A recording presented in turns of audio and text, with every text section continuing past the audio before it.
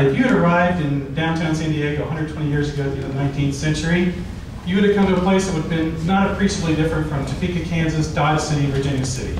All four of those cities are up here. Okay, I bet you can't guess which one's San Diego. Okay, the point is that these are all made by people who transplanted themselves from somewhere else, okay? Which is how things always happen. People take what they know, what they understand, what they think, and they plant it where they go.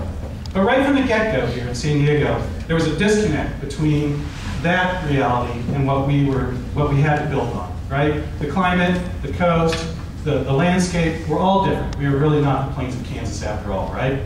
And so there was an amazing thing that happened in the late 19th century over the next 15, not even 20 years.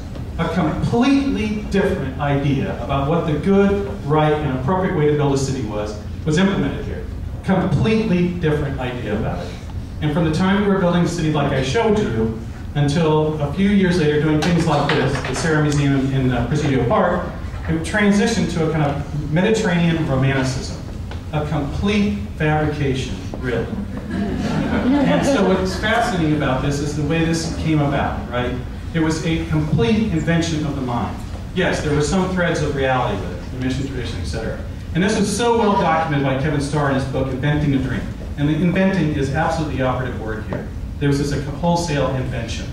It was a complete fabrication from transplanted Midwesterners who tried to embrace the idea that this would be the new Spain, the better Spain, right? And what's ever even more interesting are people like this gentleman. This is John D. Spreckles, and I'm kind of using him as a stand-in for all the people in his class who basically commissioned all this kind of work, paid for it. And don't get me wrong, I mean, he essentially was as enchanted with the idea as everybody else. But it doesn't really look like he's much of a Mediterranean romanticist, does it? But he paid for it. And it culminated here in the great buildings we're in, and kind of the apex, if you will, of this idea of a city on a hill, the perfect Spanish Mediterranean place in Balboa Park, right? So here we have this kind of complete transformation, again, over about 20 years. And this doesn't just happen in the building, it happens in the kind of culture as a large as well. The book Ramona by Helen Hunt Jackson practically invented the idea of San Diego, Southern California, as a tourist destination. And it was a romantic novel about the kind of rancho tradition, etc. So I bring all this up because two things. One, ideas matter. People gave a damn about an idea. Secondly, we're at a very similar cusp of time in our time right now. We are like the brethren from the late 19th century. We have not been building the city that in any way resembles the environmental condition that we need to be building in, right? You heard about Sustainable North Park. Absolutely, those gestures are right. But we're not building that right thing, the good and right thing. We're not doing the thing that we're going to leave to our children and grandchildren with any good faith. But here's the thing. Most of you in the room probably get this. No one's preaching to the choir here, right? We have all kinds of initiatives and efforts to kind of address this problem. We have no lack of initiatives and efforts, really. And all these things are good and right and noble efforts, no question. But there's a kind of sense about this for me, kind of way that we talk about this, the way that we do this, that is really more about kind of, I don't know, taking your medicine, right? It's all about taking your medicine. In this case, we're talking about a super big pill, okay?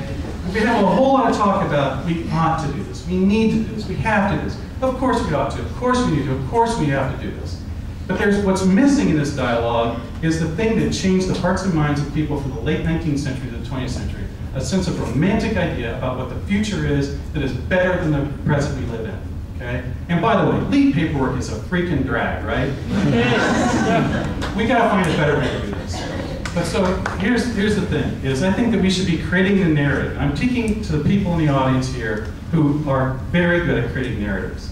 We need to create a better narrative about what the future looks like.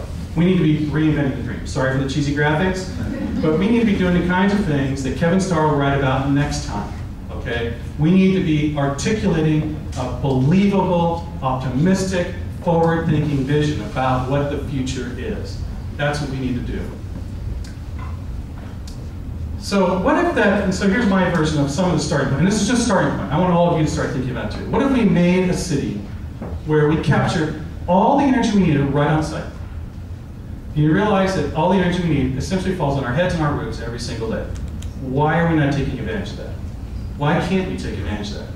And what if we made buildings, essentially, that were completely derived from an authentic response to the idea of gravity energy, of shielding ourselves from the climate, and doing the right thing? What if that became the decorative nature of what our future buildings would be like? What if that were it?